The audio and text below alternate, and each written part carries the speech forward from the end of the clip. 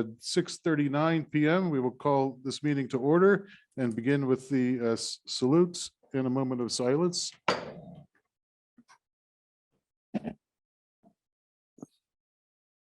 Allegiance to the flag of the United States of America, and to the republic for which it stands, one nation, under God, indivisible, with liberty and justice for all.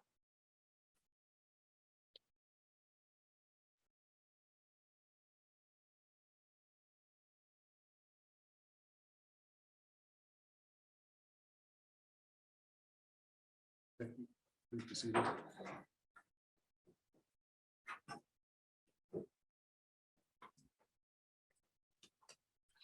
Roll call, please. Mr. Dietrich, Here. Mrs. Donahue, Here. Mr. Rowling, Mr. Johnston, Here. Mr. Knopf, Mr. Koch, Present. Ms. Lynch, She went home to get online, but she's not on yet.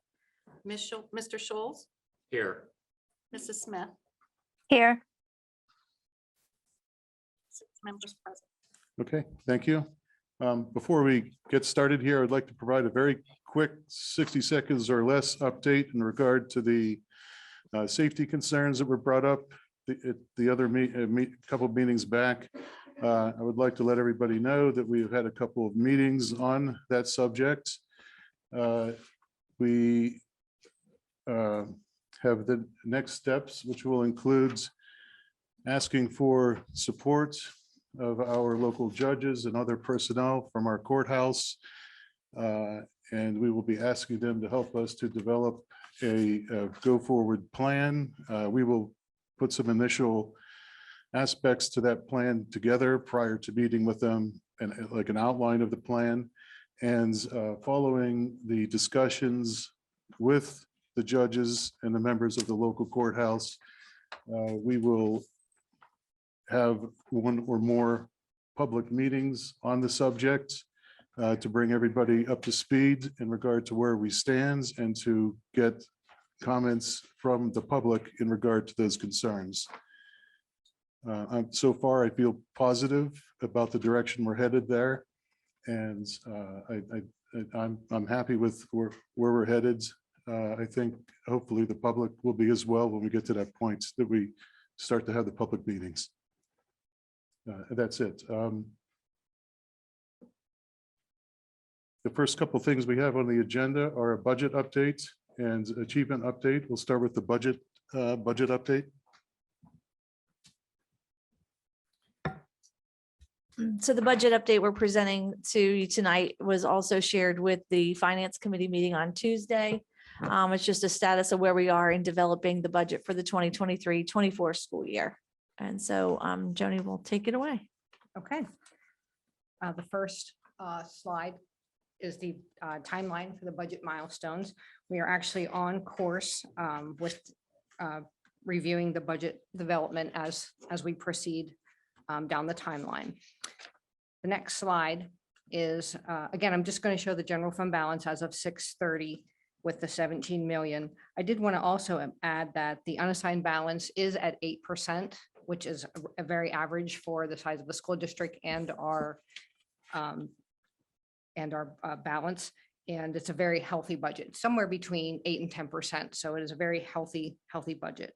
Also wanted to remind you that there is a separate capital fund versus what we have committed in the Fund 10 for capital projects. The next slide will indicate, again, we've updated numbers. As we continue to update the numbers and project out for 23-24, this is a snapshot of what we have revised as of now. As you can see, there is a shortfall of $822,437 projected out for 23-24. And that is with no tax increase. This also, just a point of information, also represents zero change to the basic ed funding and special education subsidy we receive from the state. It's budgeting that as flat because we do not know what those numbers will be. And typically we do not know those numbers until after this board is required by law to pass a budget. So it just assumes flat revenue. Missing, we have decided to handle our money through our bank, First National Bank, a little bit differently than what we have in the past, which will provide us with some interest-bearing checking accounts. Correct. And those numbers are not reflected here. No. Great. Correct. And if they would be, that red number would probably be something like a positive 500,000, just so that the public is aware of that. And I'll review that. I have another presentation Okay. under investment options, Okay. and I'll go ahead and review those Okay. strategies at that time, but yes.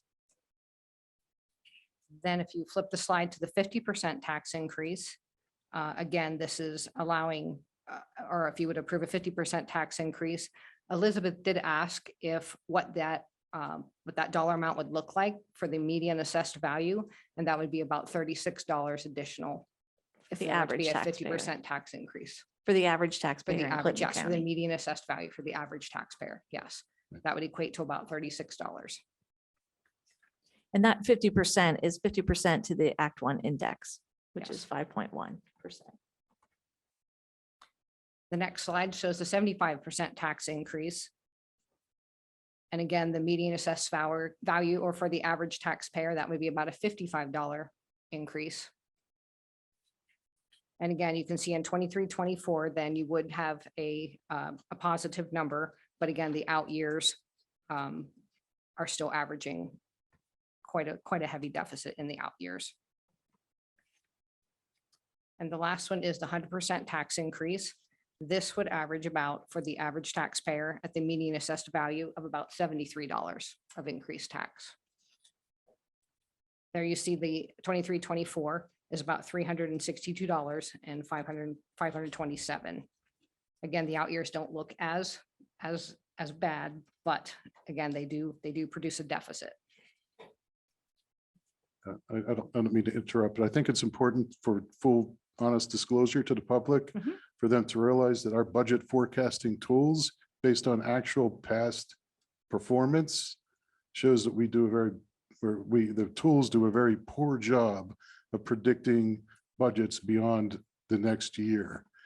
If you look at past history, you'll see that lots of red in years 2 through 5 on these charts and graphs that we provide to the public. And you will see in past history that we have not raised taxes for years, actually, even though, according to these charts and graphs, this school district should currently be bankrupt. Okay, so just for full public disclosure and honesty, these forecast tools that we use do a poor job of forecasting our budgets beyond the next year. It's important to note that. I would say it was a tool that we've always used. And so I think that to remain using that tool going forward, it allows from stability and allows us to trend accurately. We haven't yet done all of the calculations under consideration. So we are still looking at the operating budgets. We're looking at the healthcare rates, and they are trending upward. So we have to take that note into consideration. Also, in the past 3 years, we've also received $15 million of ESSER funds. So we had that to take into consideration to help balance the budget as well. So trending forward, we will not have those dollars. So we do need to take that into consideration. Also, as we did mention, one of my other presentations is investment opportunities. Again, that's to help raise what we could do to raise potential revenue to kind of also counter and offset the deficit. If I may add something here, to add to our problems, the Pennsylvania system of supporting education has been declared unconstitutional, and who knows what the state legislature is going to do at this point, and that adds to the difficulty. Agreed. I guess we have to see where that will end up, but it is a good sign, and I think it is a good win.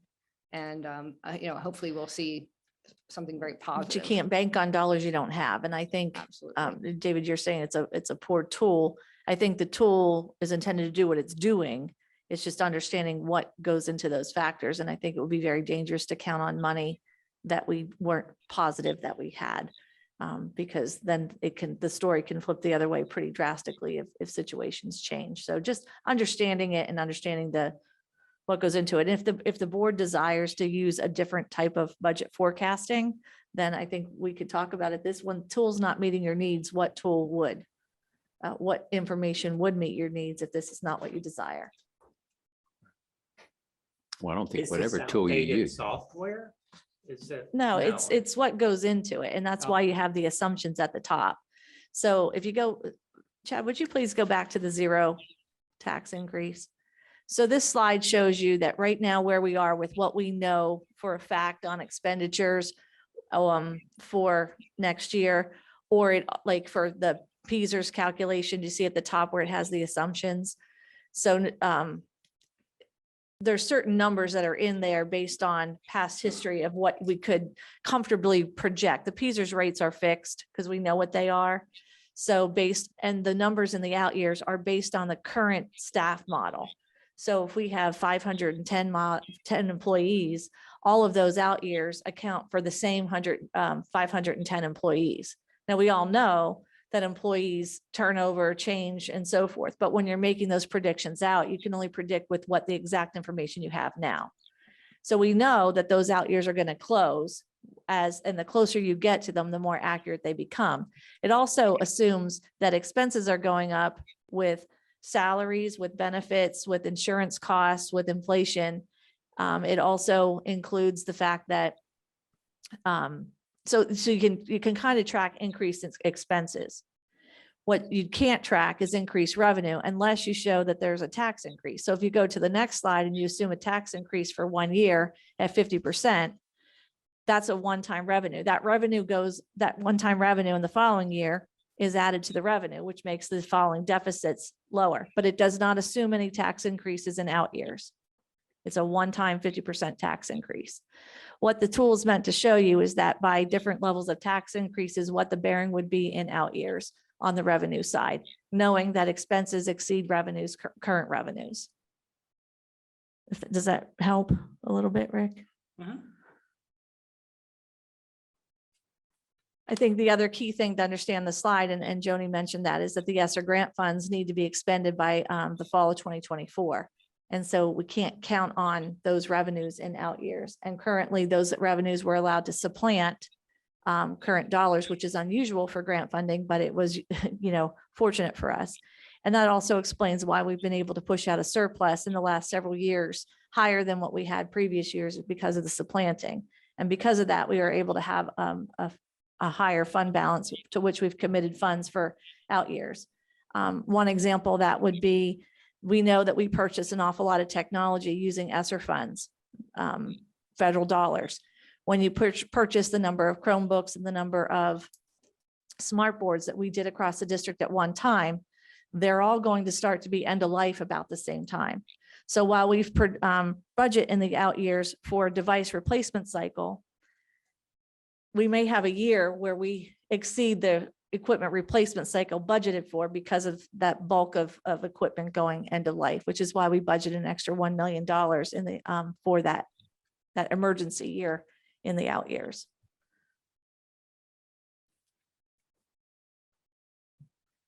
So here's where we are. We're not, we went through the last slide, right? Did you get to the last slide? Okay. Oh, this one is the one you wanted to go to. Yes, actually, we were there. Okay. And the last comment would be, there will be a presentation later regarding the investment opportunities that the school district has recommended to move forward with. So we are required by law to come in with a balanced budget. And so that could be depending on whether the board lands, whether we need a tax increase or not a tax increase. And again, the investment opportunities and the revenues also come into play.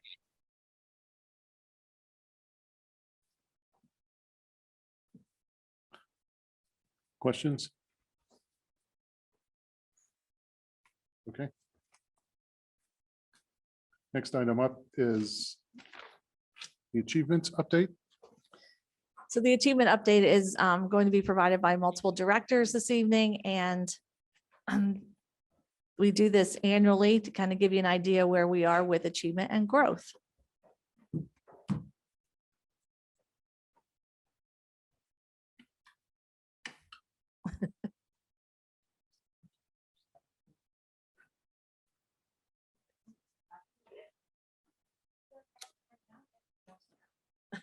Is that the team approach?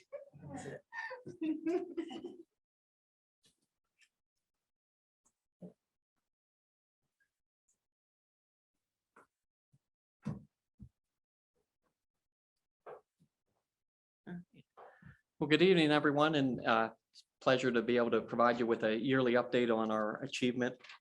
So we're going to be looking at the state assessment measures. So that would be our PSSA state assessments, our Keystone scores, as well as, and the state assessments are from the last year's 2021, 2022 school year. We'll be looking at growth data from this year, so you can see where students are growing. And that those come from our local assessments, which are called Ames Web, and the NWEA MAP assessment. So we assess both in reading and math. We'll look at on-track measures, college and career measures, and these are all things that are found on what is now the Future Ready PA Index, which is basically like a school report card. So we put together the slides in a manner that if you look at that very first, that blue bar is going to be the state average.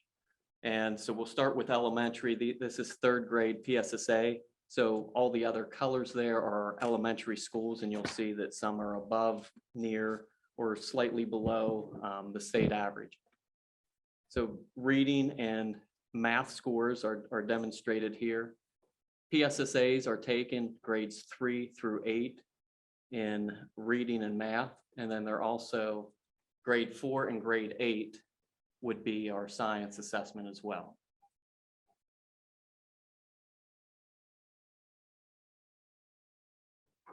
So moving on in progression, our fourth grade PSSA, and you'll see some similar results that that blue bar is the state average. We had some schools that performed above, schools that were close, and schools that in some areas would be a little bit lower. So this fourth grade was a science year, so you have ELA, math, and science. So if we reflected on those elementary scores, in many areas, our scores were close to state averages. Specifically, Renova and Woodward Elementaries exceeded the state average in math and ELA in third grade. Woodward and Mill Hall Elementaries exceeded the state averages in ELA, math, and science in fourth grade. Liberty Curtin and Robb Elementaries have addressed areas of growth in their individual school improvement plans, and we are making progress toward meeting those goals. So you can see different schools have different strengths in different areas, and we're working collectively to try to make sure that all schools are improving in areas so that there's hopefully those scores will look consistent as we move forward in future years. So starting with the secondary, fifth grade would start at the middle school.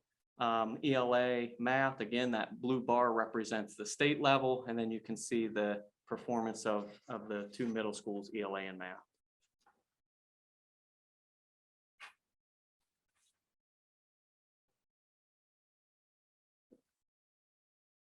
I'm sorry.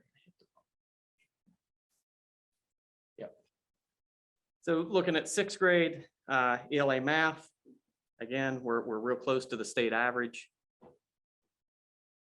Seventh grade, very similar. Eighth grade is I would wish I could say it was similar, but it's not as similar. So we have some discrepancies in performances between the two buildings and this specific grade level. Also with this grade level, they have the science measurement in grade 8. Keystone scores, again, that blue bar represents our state averages. So you can see at the high school, that would be your Algebra 1, 10th grade English, and biology. So our Keystone scores look fairly good compared to the state averages. And that green bar is our middle school, which they do a really good job identifying students early, putting them into Algebra 1, and they have a really high success rate there. So some reflections on grades 5 through 8. In many areas, our scores were close to state averages. 5th grade math scores at Bucktail Middle School were 17 points above the state average. School improvement planning efforts for 8th grade ELA, math, and science scores have been underway. We looked at schedule changes, curriculum changes, and additional staff development.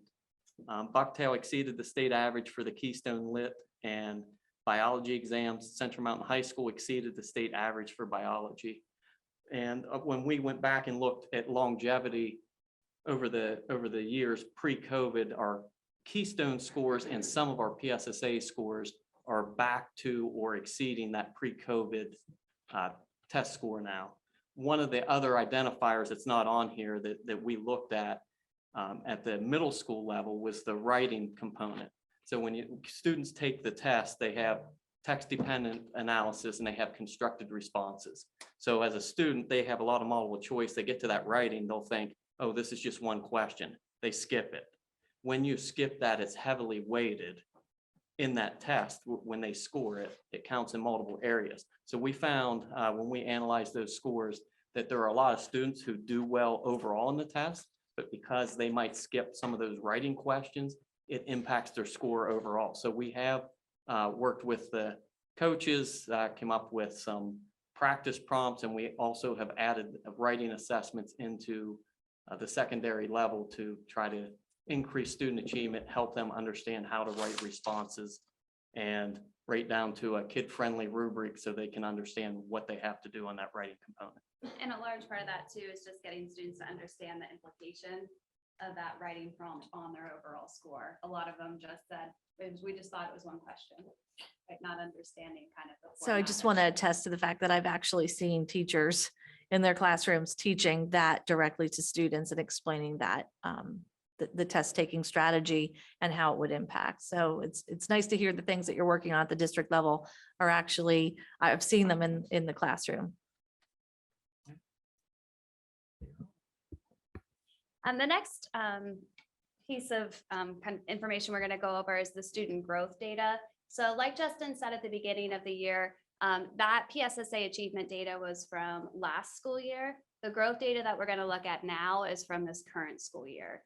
So we give our students a growth assessment at the beginning of the year in the fall, about halfway through the year in January, and we'll give it again in May towards the end of the year. And our goal when using these assessment tools is to measure the growth over time. PSSAs give us that achievement snapshot, but we're a little bit more growth focused. We want to make sure that every student is growing at a rate that we are proud of. So this data is from the fall to winter that you're going to see.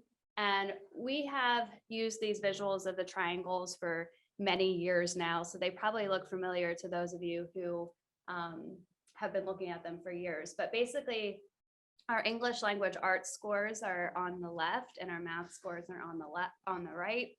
And this is kindergarten. So what we want to see here is that we want to see a growth of the number of students in the green. Green growth is good. That's just kind of the quick glance that when you see that green area growing from fall to winter, that's exactly what we want to see. By the end of the year, we want to see that green part of that triangle representing about 80% of our students. So that's our end goal. If we're chipping away at it through the course of the year, then that's exactly how we want to see it. So kindergarten is looking really, really strong in both ELA and math. And first grade, green is growing in both ELA and math. The math growth here is a little bit stronger than the ELA, but we're already having some good conversations about how we can help support that ELA a little bit stronger. And then second grade, again, green is growing, so this is good. We hope to see the spring results come in even higher. We typically, with our students, see the most amount of growth from winter to spring. So we're hoping that when we do this again in the spring, we'll see those numbers continue to rise, and that's exactly what we want to see. So K-2 uses that measure of those kind of triangles to visualize. But if you flip to the next slide, we then switch assessment tools and we go to using what we call the MAP assessment, which measures growth in ELA and MAP as well. It's just a different way to do that. So on this graph, basically what you're looking at is the diamond for each grade level was the projected growth that the assessment indicated. So that's what they're saying. The projected growth in third grade is the number that corresponds, and the blue bar is what was actually observed. So if you look in third grade, fourth grade, sixth grade, our students outperformed their projected growth that was projected by the assessment. So that's fantastic. In grade 5, whoops, that was math. So in grade 5, they're very close there to their projected growth. 7th grade wasn't quite there, but 8th grade was right there, and that's in math.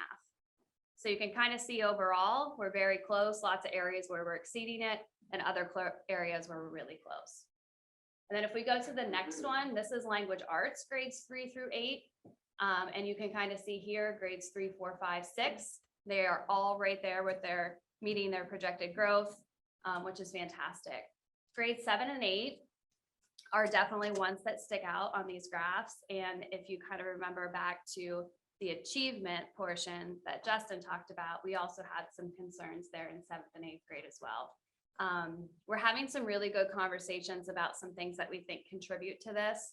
And one of the biggest things is that from kindergarten till 6th grade, students get 90 minutes of ELA every day, and they get 90 minutes of math every day. Starting in 7th grade, that instructional time is cut in half because that's just kind of the scheduling model that we've used. So we're having conversations about how to maybe look at those schedules and be a little bit more efficient and hopefully increase our instructional time at those levels, because our data is showing that we need to do that, and we need to address and kind of come up with some solutions to address these areas. Just the instructional time in the core. Yes, and the core, and math and ELA in particular. We're not lengthening the school No, day. Sorry, not lengthening the school day. And that's not just one build, right? That's not. This central is Mass. district-wide. Okay. Yeah, this is district. We're able to pull these reports by building as well, but this is the district combined. Okay. And we're also able to pull it by teacher. We're able to really disaggregate that By student. by student, by teacher, by building. And there is a strong correlation by student and attendance. Yes, definitely. So we have some things in motion that we're hoping will hopefully improve this data by the time we do it again in the spring. But we did want to recognize that we have some areas of growth there, and we're hoping to continue to work on those. Do you see any difference between sexes, girls and boys? and something? Not particularly, Mhm. no. We do see discrepancies in some of the other subgroups like poverty levels and things like that. We definitely see the discrepancies there. But we've never noticed a gender difference, but that's a great question. So kind of in reflection of our growth data overall, our K-2 scores are looking strong, and the number of students who are growing in that green area looks good. Again, by the end of the year, we would love to see 80% of our students be represented in that green area. We are implementing new math curriculum this year, particularly our elementary, using the Bridges Math program. We've seen a huge increase in student growth and also student engagement with math. Hearing some really amazing conversations students are having about math. And we're pretty confident that that engagement and that level of thinking that they're having to do in that curriculum is leading to the growth. Grades 3, 4, 5, 6, and 8 are all meeting or exceeding their projected growth in math, and grades 3, 4, 5, and 6 are meeting or exceeding their projected growth in ELA. And as I mentioned before, school improvement efforts are underway to address those areas of growth in 7th and 8th grade. Okay. And the next part that we're going to look at is the on-track measures that are part of the PA Future Ready Index. Christine, you're gonna have to go closer to the Yeah, mic. I'll bring the mic to me. Okay, How about perfect. that? I know it's very hard for the folks at home. I hate to keep reminding, but it's hard for them. So the next slide, Chad, we'll have up, this is our attendance data by secondary building. And as we've alluded before, blue is where we want to be. Green is good, red is not so good. You can kind of see the projection throughout. There are some outliers in there. I'm not really sure how Bucktail High School was reported last year of having 100% attendance. It's not accurate, so I'm not sure why it was presented that way for the 21-22 school year. But where did you pull the data from? It's future. The future, Yeah. future ready That's a index. two-year lagging indicator too.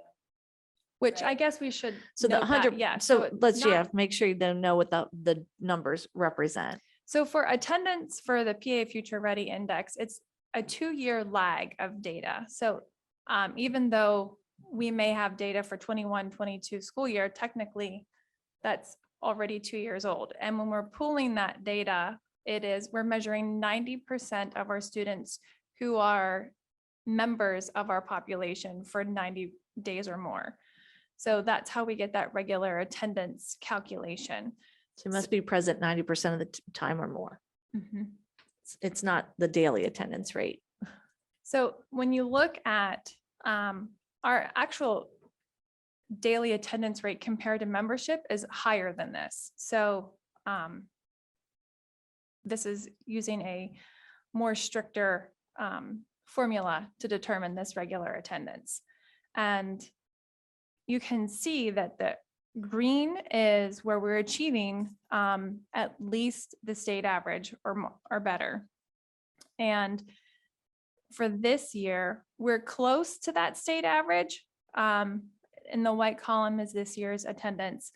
And we're making growth. But I think it's worth noting that nationally, since the pandemic through this school year, 30% of our students for that are at least chronically absent, which means they've missed 15 or more school days, and that's nationally. So when you factor in at least 30% of those students missing 15 days or more, we're kind of right in line with that trend, actually doing a little bit better with having 20% of our students not attending consistently. When you move to the career ready in the middle, that should really all be blue or green. We do have an outlier in there of Bucktail. And that means that when we turn in 5th grade, 8th grade, and 11th grade, they have to meet a benchmark of so many criteria of artifacts to demonstrate that we're getting them ready for that career readiness, whether or not they want to go to college, what do they want to go to college for, if they want to go to the workforce, what job might meet their interests, and how can we help them achieve that. So these are all self-reporting, and so that's why I say that they should be all either green or blue. We have some work to do. We're getting there. We're very close. I imagine this year they will all be blue. And I think if not, there might be some heads. I can say for the red for Bucktail, when you look, so starting 18-19, you saw that there was green and red, and then it's switched and it definitely got better. Bucktail was an outlier because remember that's grade 11. So it's just that cohort. So when you're looking at percentages with a class of 20, each student really, they have an impact. There's Excuse me, I'm about sorry to 25 interrupt, students. but we can't hear you at home at all. Thank you. Sorry, Elizabeth. That's okay. So what I was saying with that career ready, so if you go back and you look 18-19, we were green and red. Then 19-20, we cleaned that up. It's blue and green. It looks good. 21-22 looks more blue. It's going in the right direction. Bucktail, just to explain what the red is there. So it's grade 11. It's based on that cohort. Bucktail having small numbers. So if you have a class size of 20, each student counts for 5%. So if you have 3 kids that, and in this case, when I went back and looked at this, there were students that were in placements, or there were reasons beyond our control that they could not complete what they needed. So they get reported as non-completers for that year, which impacts Bucktail dramatically because each student truly matters with the small numbers. So we are looking at that very closely this year to try to be able to get that back into green, but it hopefully will be in the blue. That is the goal. Thanks, Justin. And you can see in the graduation rates, our graduation rates are good, they're strong. So we will continue to push out our graduates for both Bucktail and Central Mountain High School. The next slide looks at our elementary schools. And you can see there that we're very close to the state average. We're exceeding the state average currently for this school year. And again, keep in mind, since the pandemic, a lot of our families, if our kiddos are sick or they have a runny nose, where before they may have sent them, they're not sending them now. They're advised to stay home. And the other thing I wanted to point out too, when you're looking at attendance, is that any absence, even if it's an excused absence or if it's an educational trip, anything that is outside of a school-sponsored event counts towards this. So if they are within their 10 excused days that they get per school year, technically they're excused and they're not truant, but it negatively impacts our percentages. So that's why we're always really wanting to let everybody know that any absence, even though it may be a field trip or a family trip, that does negatively impact our attendance rate. Is that only like whole day absences? So like if somebody leaves 3 hours early? Nope, Or 2 hours it's early. cumulative. So if they miss a half a day here, a full day there, 3/4 of a day here, it adds up. So that's why it's really difficult to get those appointments outside of the school day. But if you can, that would be super. But if you have an appointment in the morning, making sure that your kiddo gets back to school in the afternoon or vice versa. And that goes along with achievement, because if they're not here, we can't grow them.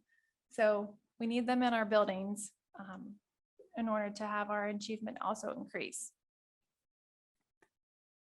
So just some reflections on our attendance of what we've been doing so far. We continue to follow our attendance policies. We're reviewing them. We are getting that information out to our families. We continue to have the text alert, the email alert, the phone call alert that goes out when students are absent, and it reminds the parents to get their excuses turned in within 3 days. And our social worker has been instrumental in going out and visiting our families that we haven't seen for a while, making sure, one, that they're okay. 2, is there anything that they need academically? How can we help them? Letting them know that we miss them and we want them back in school. And then continuing on the next page, our high school special ed population 3 years ago now, I believe, was placed on a targeted school for improvement because their attendance rates were below the threshold of where they need to be. So we've been specifically targeting that special education population at Central Mountain High School, and that has continued to grow. We've collaborated with Liz Barnhart, our director of special ed, and our special education teachers to make sure that they are involved, and we're holding IEP meetings when students are absent, and we're getting them to attend the SAKE meetings as well, which, going to the next one, SAKEs are student attendance improvement conferences that we are legally required to have after 3 absences. And so we've been looking at that. When you have that meeting, the goal of that meeting is to figure out what are the barriers that are keeping that kiddo from school, and what do we need to do? How can we support? And so when we have those, we're trying to look at really what are those barriers, and specifically how can we support that barrier and that family to remove that barrier. And then along with that, we collaborate with children and youth and our magistrates. And we've been having a lot of really good conversations with our magistrates when our families unfortunately end up in front of the magistrate. No one wants to get a fine. No one wants to be seen in a negative light in any way. So they would present a case and the judges would typically just kind of pass it off that we weren't doing what we were supposed to be doing. So we've been having a lot of open dialogue about that we are collaborating with those families. And if we can collaborate in these attendance meetings, then their students' attendance will improve and they'll have greater academic success. So I'm going to just address to the Smart Futures. That's our program that we use for our career benchmark. It's an electronic program that allows the students to have a portfolio that they can keep track of. We start in 2nd grade and we go through 12th grade. So that's something that they can take with them. And if they would leave us, they can have access to that even if they're in another district. And if they come back to us, we can continue to build on it. And it's really nice because it's something that they can take with them through their collegiate, through their career, their jobs. And so it also has that automatic PIMS reporting tool too. So that will allow us to make sure that we're keeping accurate count of who has met their benchmark and who hasn't. And now we'll turn it over to Kurt. A quick question on graduation rates. Do you then gather data on if they're planning college or a certificate program or a That data, apprenticeship or, whatever? yes, that data is collected every year. Our senior counselors collect that and then they report that. We have to report that to the state as well. So we know how many of our students are planning to attend a 2-year college, a 4-year college, or to go directly into the workforce or into the military. We have all of that data.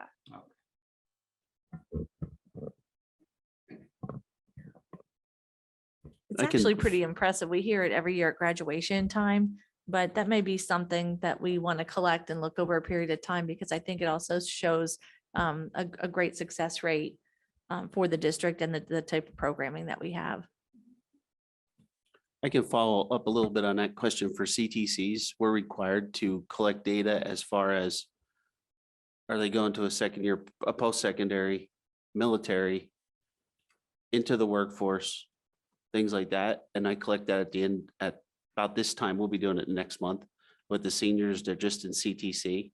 And then we create a graph on that and we keep the records so we can see where the kids, and I like to look at each discipline to see where they are, where they're going, as I set up different agreements with different schools. So we do have that, I do have that data, and that it's actually in JOC minutes, but I. can How give many you, articulation agreements do we currently have? Do you Ooh, remember? you put me on a spot. I'm sorry, I thought, It's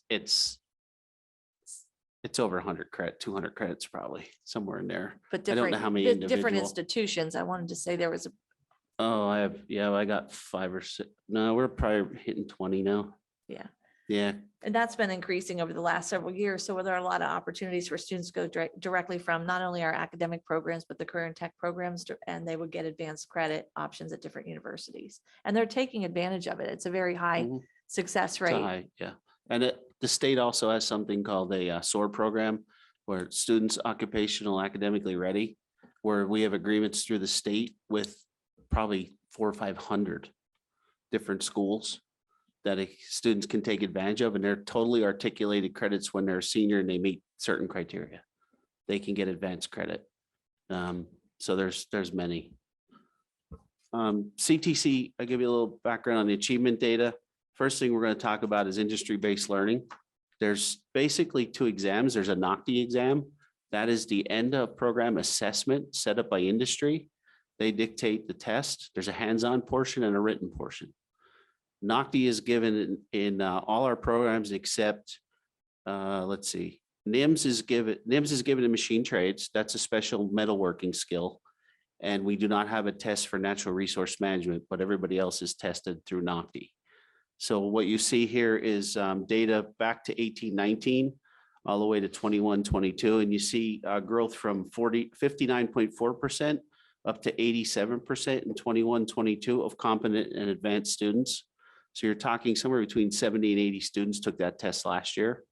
And they take the test after they hit a benchmark of 720 hours. They're considered a full concentrator in the state of Pennsylvania. So they are required to take the test.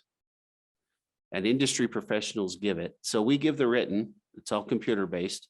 And then you have an industry professional come in and give the hands-on. So that it's all judged by outside people. There's nothing internal about it. It's all outside. It's really actually very amazing. I'm proud of all of our staff and the results that you're seeing tonight, but this is just something that is just really exemplar. When you look at the difference over the last couple of years and through a pandemic, and the increases are still there. I also want to give Kurt some credit too, because of the expectations of using the pre-NOCTI data to identify and target timely and targeted interventions and specific skill sets that students in these programs need to learn in order to achieve the proficiency rate on the industry-based learning credentials. So I just want to say this is really impressive. And when you look at the day, I could break down a little more. 18, 19, you had 203 students totally enrolled in CTC. In 21, 22, you had 503. This year, there was 552 on October 1st. And now your classes have gone up. This year, they're starting to decrease in number a little bit, just in enrollment. So you'll see some differences, but we've continually pushed it up the bar and we're getting there. But we do a lot of data on pre-NOCTI, a ton of data on pre-NOCTI tests. And every student is given a pre-test and then our teachers build off of that test. And when you look at industry recognized credentials, they've considerably went up from 18, 19, there was 146. Last year, 1,165 industry credentials were given from this facility in 11 programs. Some students, by the end of 9th grade, they have 3 and 4 in their pocket already. Just to be clear what the industry-based credentials are, and you can see some of the icons around there, the ServSafe, the OSHA, CPR and first aid, and some of those other industry recognized credentials. They're And, part of the programs, but students are successful in attaining them. and the only way you can count them is if they're recognized by PDE, and I have a manual we go by and then we set it into the program. And that's the only way you can recognize them. Achievement data, our work-based learning is doing exactly what we thought it would do. As you see, a growth there, a major growth in 2021 in diversified occupations. That's basically students on the academic side that want to go out to work. And they're not in a CTC, or we didn't have something they were interested in, or the program was full, but we could still get them a job. With enrollment growing, we predicted by this year that diversified occupations and the co-op would flip. And it's done exactly what we thought it would do. We have more students on co-op. So they are directly related to a program that you have on site, and they're put into that industry. So it's done exactly what we thought it would do. Today, I can tell you I signed 7 more papers for job shadows, interns, and co-ops. So these numbers, they could change every hour. I don't, these were accurate probably a week ago. Today, I signed more paperwork. Questions? A lot of data. I don't have any questions, but I am happy to see the CTC growing. I went through CTC. I was in cosmetology. I got my cosmetology license afterwards. I mean, it's something that I keep to this day. Not that I'm in that industry right now, but I could always go back to it if I wanted to. And I just think it's a really great program, and I'd love to see it just continue to flourish. So thank you. Well, thank all of you for that. Just a question I read a lot of national trends of worries around middle school girls that, suffering self-esteem issues and it plummets, and that they're very positive about STEM careers until they get to middle school, and then all of a sudden very little interest. Do you see that? Or do you wonder, what are your thoughts on this issue, and what's happening? It just is Well, disconcerting. Kurt can speak to this too, but through this, through the all career and technical centers across the state are required to try to seek non-traditional students related to gender. So for example, finding more males to go into cosmetology, more females to go into some of the STEM-based some labs and so forth. And I don't know if there's anything you want to add, Kurt. I know this is something you live every day. In the past 2 years, I've seen steady growth in non-traditional. Haven't seen enough growth to meet the state benchmark, but I'm not alone. There's only one school in the state of Pennsylvania that has hit the benchmark. So we do different targeted activities, but when you study, I had to write an improvement plan. So when you study the students that are considered non-traditional in a non-traditional setting, the biggest thing that comes up is why they take that particular area. Like let's take a young lady that took auto mechanics. I walk in there today, there's 5 young ladies in there. So you ask, you know, you're inquisitive, you ask questions. Most of them have a direct link to that trade in some way. Is it an uncle? Is it a grandfather? Is it a relative? There's a young lady in machine trades. I talked to her a couple of times. I was just curious, 9th grade. So I asked, and she said her father does stuff with race cars, and he has a little machine shop in their garage, and she wanted to learn the trade so she could help him. But she's very good. She's in 9th grade. She's very good at it. She's already hit a bunch of skills. She's after her first NIMS test. So when you study the data and you look at the data, there's it seems like there has to be a connection in their life earlier that made them look toward it, that made them look at that trade. And I think sometimes even then you hit STEM in some of your lower levels, and it actually just it just clicks and they see a So connection to What could a it. school district do to get these So I ones think- who don't have that in their personal life? Yeah, and I was just gonna say too, I think one of the key things that we've done in the last few years is add STEM starting in kindergarten for all students. So students in K through 6, every single student takes STEM as an elective in our rotation of electives, which I think is fantastic for building interest early. And then at the 7th and 8th grade level, it becomes a true elective where they can choose. And I will say our STEM classes are very sought after, and I don't see a gender discrepancy in those interests. But I think a key part of that was the commitment of the district to add STEM, what's it been, 3-4 years ago. 3 at least. This is the fourth yeah. year. Yeah, so I think creating that interest early is going to be key to making sure that there's equity in the and how many students are taking these courses and interests. Because then as they get to the high school level, I think they'll funnel differently into different paths. The other thing that we already do, minus the COVID years when we couldn't mix kiddos, we bring 8th graders to here during the school day so that they can tour the shops and the programs. And also then we have the curriculum nights where parents and kids can come together and tour the programs. We also have videos online of all of the programs. We did virtual tours and stuff like that as well. I think the tours help a lot based on the kids that I've talked to. Elise and Sophia are here tonight, and that's something they shared with me, last week, was that the tours were really helpful in seeing what the programs are and making their choices. Any other questions? Thank you. Thank you.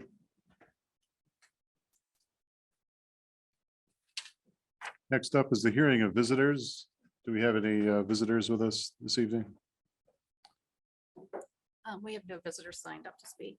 Okay. Next up after that is the superintendent's report. Thank you. Just wanted to make mention tonight later on the agenda, on the personnel agenda, you'll see that there's a recommendation for the Bucktail principal, Mr. James Polito, and he actually is here in person tonight. So for the board members and administrators and folks here that haven't had a chance to meet him, give us a wave there, Mr. Polito. And we just want to welcome you. I also wanted to mention that I recently met with Central Mountain High School students who addressed the board last month regarding the length of the school day. Elise and Sophia and I, who are here again tonight.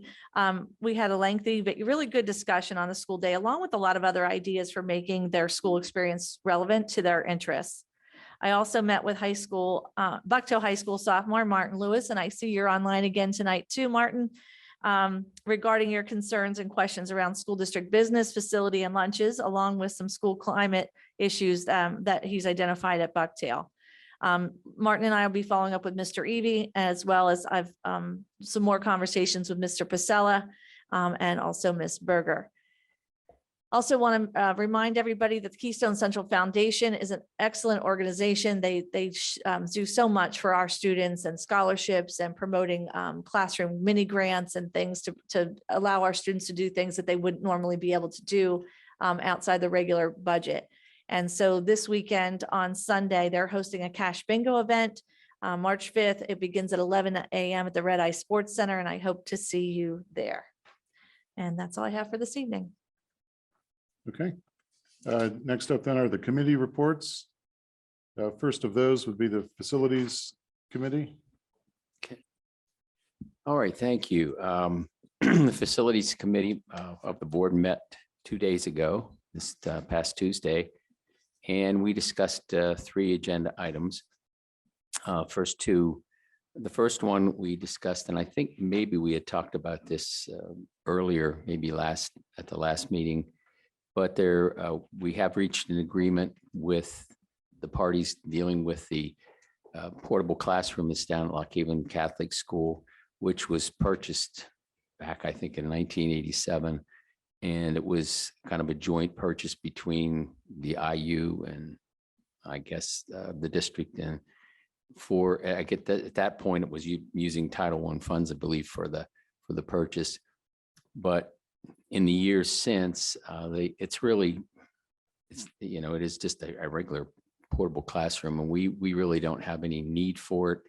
And the intermediate unit doesn't really need to have it either. And it's not an appropriate use of funds for Title I now anyway. So we've reached an agreement with all the parties involved to let the Catholic school take it over and use it. So there is an agreement on there, I believe, on the agenda to deal with that. Second item we talked about was the E-rate project at the middle school. All the cables and the wiring and so on that is currently in the middle school is pretty much aged out. A lot of it has been is at least 20 years old.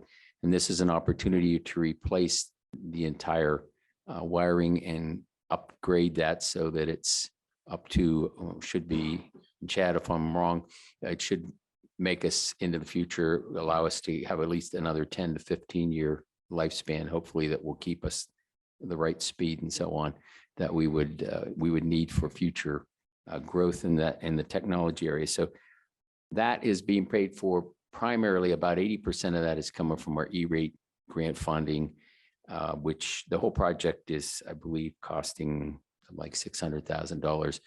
And we are responsible for the other 22%. I put the stats in there for everyone. It's a 417, 464 total project, but cost to the district following the reimbursement from E-rate is only 62,619. Which will come out of the capital funds, correct? Capital funds, yeah. And so I think it's a good opportunity to get all of this wiring replaced and make us good for well into the future. So that project will start, I believe, after July 1st because of the funding stipulations and so on. But it will hopefully be done in time to start the next school year. And the major topic we talked about at the facilities meeting on Tuesday was the Liberty Curtin Elementary School project. We had with us Jeff Straub, who is our representative from Crabtree Architects Committee or Company, and he did a presentation and he presented to us a revised footprint of the proposed drawings for the elementary school that we are talking about on the same site as the current elementary, but it would be a new building. And the committee was very pleased with the way they had taken the input from the staff and the principal and so on in the building, and took a lot of their all of their suggestions and what they think would be needed in the building. And they actually came up with I think, a really great drawing and was able to reduce the square footage, which is very important, down to by about 2,000 square feet. And it's still a very efficient building layout. So we were very pleased with that. And we are to the point now where we are at the end of the schematic phase, I guess it's called, and we're ready to move into the design phase. And we would like to kind of keep this project moving so that we can get it approved or bring it to the board for approval by late this year, hopefully by fall, in maybe October, November, in that time frame. And Mr. Straub said that was certainly doable in his opinion. So we're excited about it. And we'll be talking with, I guess, further with the Liberty Curtain folks at a meeting here. I believe we're looking at something for next month to present the drawings and get some more feedback from community members and PTO people and so on. So just an update on that. Since Tuesday, I did have some email conversations with Polly as well as Brett Umpenhauer about selecting a date for that. And we're kind of looking at early April. So we'll be getting a flyer organized and getting that invitation pushed out, not only to the board members, but also to the community. So yeah, it was a very productive meeting. We got to ask a lot of questions, and I think we're on target here as far as we go, and we'll move into further into the design phase as we get further into this year and over the summer. And I think things are moving along well, and we certainly keep everybody updated as we move through the process. So that's it. It was a lot. The committee's been very busy. Yeah, it has been. Any questions? Oh, okay, I have a Elizabeth, comment. go ahead. Go Oh, ahead. thank you. I first, thank you, Jeff. You did an excellent job. And I just want to express my appreciation to the architectural firm. I feel that they're doing at or above where they've been asked for. So I feel very happy that we have them. The committee meetings are also very interactive, informative, and there's a lot of discussions that happen. And with that said, I'm not sure if I should make my comments now or later, and I'm not asking for the meeting minutes for the committee to be changed. It's just, I made comments during the meeting and they weren't reflected in the minutes, and Patty Stevenson does a wonderful job. She's only there to do a summary, but I just felt that my comments, some of them I would like at least to be expressed in the public. So then if any board members had any questions or anything, but what I'm leading up to is that it would be nice maybe if the board would be able to see what we saw yesterday and have some sort of discussion before we go too far, because I feel that their input is more important than just mine or someone else's on the committee. So that's something to think about before we go to the April meeting. And with that said, I had some recommendations. One, I wanted to see for just future discussion, washing up sinks in the 3- and 4-year-old fourth grade classes, simply because the bathroom is all the way down the hall, and mostly with COVID and everything else, so the kids can wash their hands. This teacher won't be interrupted if the kid needs to wash their hands. So inserting some sort of bathroom facility for just washing up would be wonderful. I wasn't in favor of the larger gymnasium with the stage, but the feeling was from the school that they really want that. And then with bleachers in the gymnasium. So I just think maybe if the other board members had a chance to know that and make comments. My comment about I don't like the idea of the cafeteria being in the gymnasium because the staff has to move the tables in and out, in and out. But they felt that that really wasn't an issue, okay? But I did recommend for them to consider the wall-mounted tables where they just fold up and you fold them down. But that wasn't, I don't know if any other board members would be interested in that in the future. I thought that Um, the architect did address that, though. He didn't recommend those. Sure, I understand that. I Oh. understand that. He said they were used, I guess, in like the 60s and 70s, but he didn't, I don't know if he really said he approved them or disapproved for them. It's just that that was his comment. I also, he did something wonderful. He's great with security, great with security. He has a lockdown area, and I just requested that he consider the committee consider moving those lockdown doors closer to the entrance. So that way, when the school is not in session, if there's a need or a desire for the public to use the gymnasium and the bathroom there, that section of the building where the classrooms are completely locked off, but that community could still use the gymnasium area without interfering or causing any problems with the rest of the educational building. So he was going to look into that, which I deeply appreciated. I also mentioned sound insulation for the gymnasium simply, and he's on top of that. So I just want to let you know that that is being looked into. I also talked about, when it says at the end of the minutes, is there anything else the committee would want? And I had mentioned the bore testing.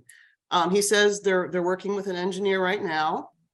But I definitely am interested to see the bore testing results and the whole committee, I should say. So we know how that building site will be compatible with what's being designed. I feel that that's critically important. So hopefully we'll have that before the April meeting. That's pretty much in a nutshell. I'm not going to go any farther, but again, Patty, I appreciate everything you do, and you're doing an excellent job. I just wanted to make sure that that was out there, and that maybe before we go too far, the rest of the board and the community can have a chance to give their input before things are too far gone. So that's my input, but thank you very much. I appreciate it. I think that's the whole purpose of the April meeting, to share this information with the folks in that area and get their input on all of these things, and those are items that will be certainly addressed when we get further into the design phase. And I feel that as part of the design phase, as board members, I don't feel that we have a whole lot of perspective. I think that the staff and the employees there who we need to listen to as far as what they want to see, because they know how to run that building effectively. I think it's important to note that we're still in the conceptual phase, and Elizabeth, I think that I agree with you. I thought the architect listened very attentively to the input that you had, and he took a lot of notes. And I think we also mentioned that a lot of those items that you brought forward were part of the next step in this design process, and that we also promised, for those of you who weren't there, that we promised the staff that we would be coming back to them for the interior design phase before they left school this year, that they would have more input. But I think with the advanced timeframe, I could see that happening closer to April or May. And Dr. Martin, I would include custodians. and It's the people whole like staff has those been people invited to, they in- have In been. addition to teachers. Thank you for and- adding that, but the secretary, the custodian, the paraprofessionals, the professionals, everybody there has been asked to provide input. And then what Polly and Brett and I have been working on is finding a date that was maybe even aligned to the Liberty Curtain PTO meeting night, so that the people in the community who will be using the building after school hours, as well as school functions and attending school functions, that the space meets their needs and expectations as community members. But thank you for mentioning that, because we have been including all staff. Okay, other questions? No, okay. Next one up is the Finance Committee. Butch is not here this evening. I'm not sure if anybody else is prepared to speak to it. I did not prepare it myself. I could just say that the key part of the, the meeting really was the same budget update that you saw this evening. Okay, And another piece would be, we talked about multiple different investment options, which are later in tonight's agenda as well. okay. Next up then is the Personnel and Negotiations Committee. Tracy, Yep, we have not met since our last voting meeting. okay. Let's see, Safety and Security Committee, another one that's, that is Butch. Mark, would you mind taking that one? Sorry. Now we met, it was a Tuesday night. We had a very productive conversation for probably an hour and a half, 2 hours. I think, Mr. Dietrich, you had sort of summarized very well at the beginning of the meeting here tonight as far as, where we're headed. I think we have a good outline of a plan moving forward to try to address some of the concerns that have been brought forward. Again, I would like to thank not only the board members for their input the other night, but also our administrative team, as well as our teachers that have been, giving input as well in terms of how we move forward. So I think we're pretty excited about the direction we're headed. It's a pretty positive conversation, which I think is great. But I think we'll be updating folks here in the very near future with some more specifics. Okay, thank you. Next three items, treasurer's reports, financial reports, and enrollment reports. Do we need to cover them in detail or, We usually just. okay, if anybody any has any any comments. questions about any of those three? Okay. Let's see, under section G, we have a taxpayer appeal that will be coming up for voting next week. Next, we have the termination of the agreement for the portable classroom.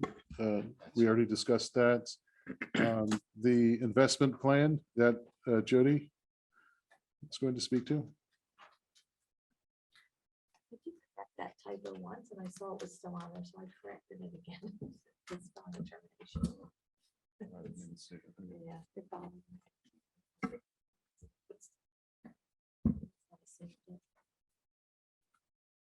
Okay.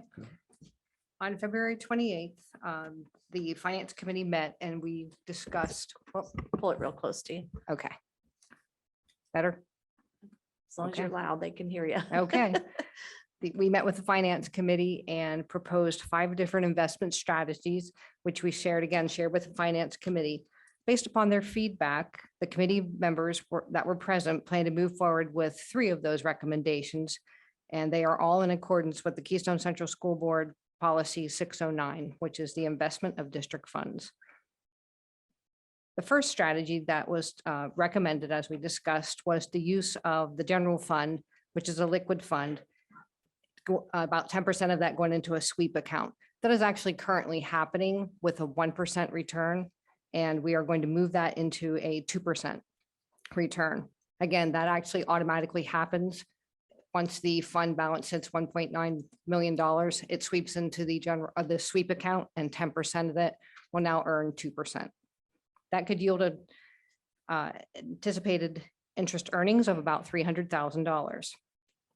The next step then would be to take the general sweep of that 10% and take an additional 20% and move it into a money market account that yields about 4%. This is something that's not automatic and would have to actually be manually moved. So this is watching that account, that daily cash flow account pretty much every day, anticipating when large expenditures will be taken from that account and moving it into that money market account. This could possibly yield about almost $1.2 million. The third investment strategy we discussed and also recommended was to actually locking in about $7 million into a CD at 5.18%. This is actually a guaranteed investment earnings of $372,000, almost $373,000. So the total possible and potentially investment earnings would be about $1.9 million. Now, I would say also just to note that in order for these strategies to produce these kind of interest earnings, that fund balance would have to remain that healthy balance of that 8% and the overall general balance. I will also say that we have discussed and I've followed through with those recommendations, and this is all with First National Bank. These, all of these strategies can take place on or before April 1st. And I will go ahead and report every month in the treasurer's report, the interest earnings. Any questions? That, No? those earnings, you said that's like best case scenario, correct? So there's a lot of variables that could, There's a lot of affected variables. that. We might not have that kind of, that income that we estimated the income, the cash flow that can move from the 10% to the 20%. We right? may not have that cash flow to move into that money market account. What it doesn't account for, though, is potentially it might be a little more. If we invest our earnings, Right. then actually that money could be more. And also that third strategy with that CD, that doesn't include investing those earnings. We could decide through the finance committee, they might make the recommendation of actually moving those interest earnings out of that account and into some other type of account, maybe capital fund or wherever they choose to move those monies, or we may choose to reinvest them. So that potentially actually could be a little more. Great. Is that with a local bank or? First National Bank, that's where we First. currently bank. Mhm. I also did reach out to Pliget as well. They were unable to provide us with options because they are not under Act 10.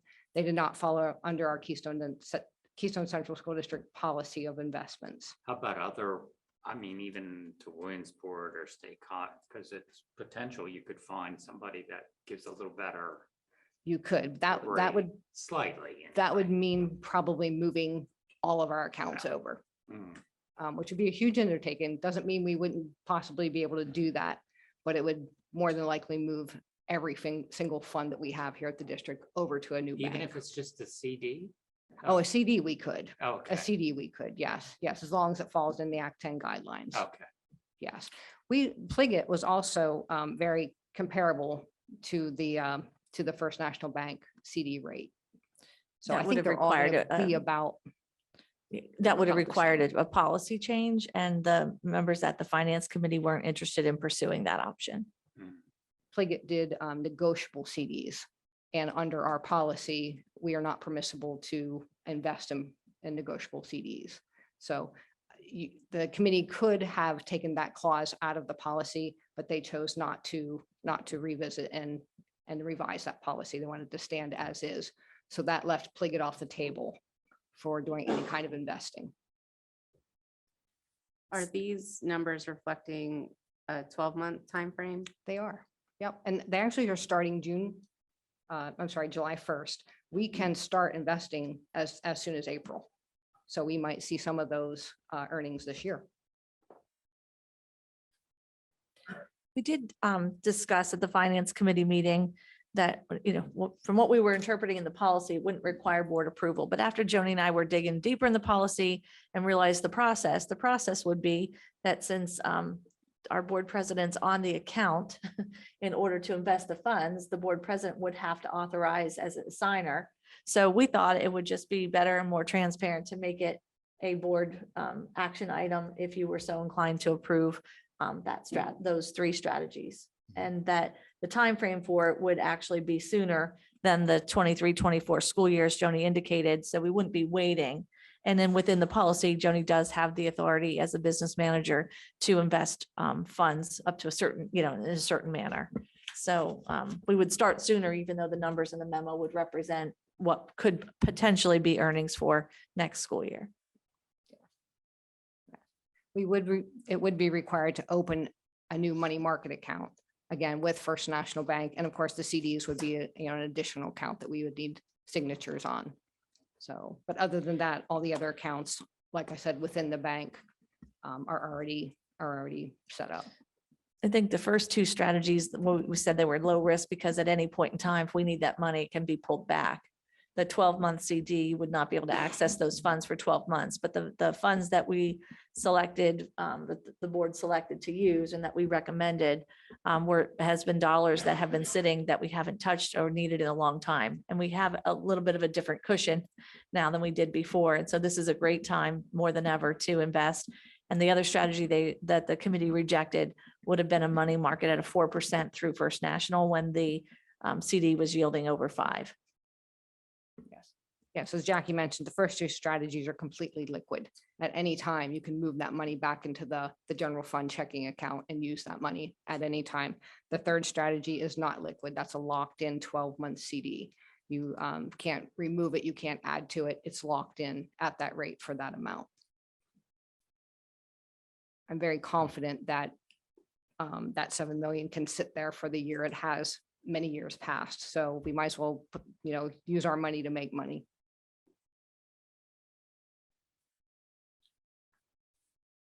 Other questions? Okay. Next item, I think, is a new contract. Yeah, it's a contract with Dr. Beth Ann McCain for behavioral health assessment. This is something that's been part of the PCCD grants. If many of you recall, they were awarded back in the summertime. We had to submit plans for use through PDE. It has taken a very long time for them to get back to school districts across the state, to the point where they actually sent an email to all of us and said, stop asking us when it's going to be approved. But they finally have come out with approvals. And so now we would like to move forward with getting the contract approved with Beth Ann. Mark Kondo is heading up this project with Beth Ann. There's a lot of pre-work and information, and then she does a site visit to each of the schools. And then there's a set rate there at $9,600 for the whole thing to be paid for with PCCD grant funding. Okay, questions? All right.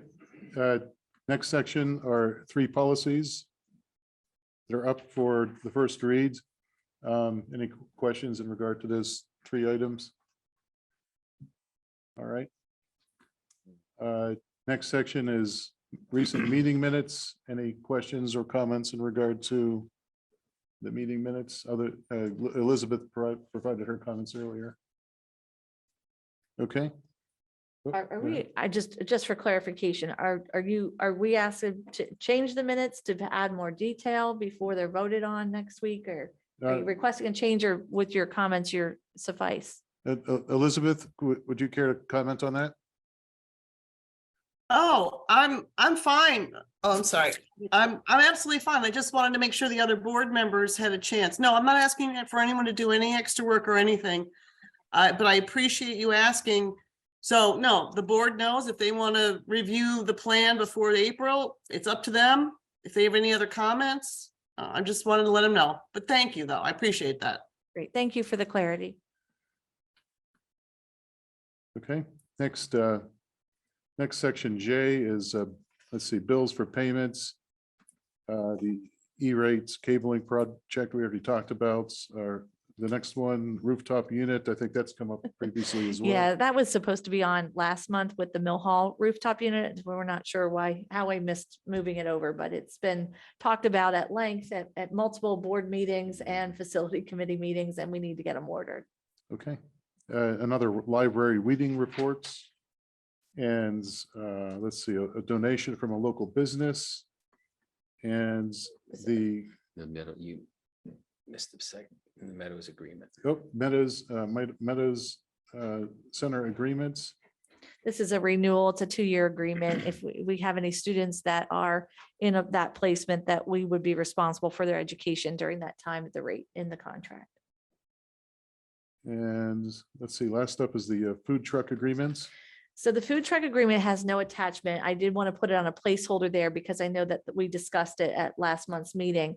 This morning, David Lindsay and I had a chance to talk on the phone about the draft agreement that Joni was able to pull together. David's got a series of questions too with regard to making sure that minimize any risk to the district.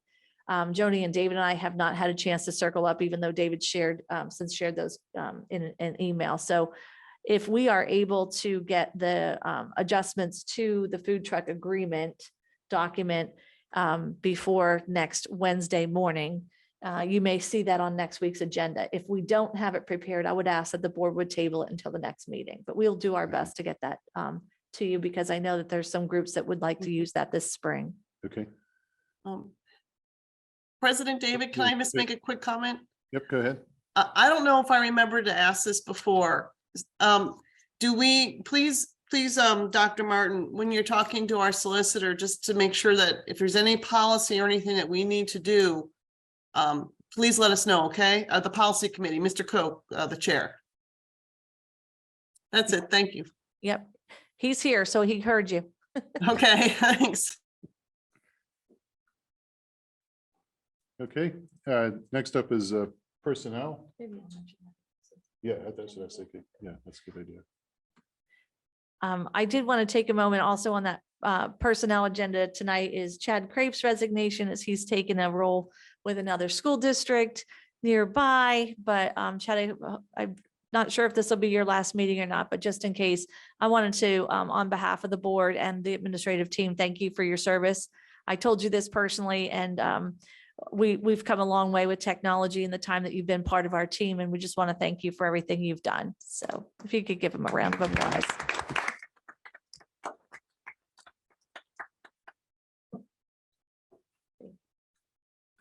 Anything else under personnel to highlight? Okay. Next up is the, We highlighted Mr. Polito already, the Bucktail principal. yes, correct,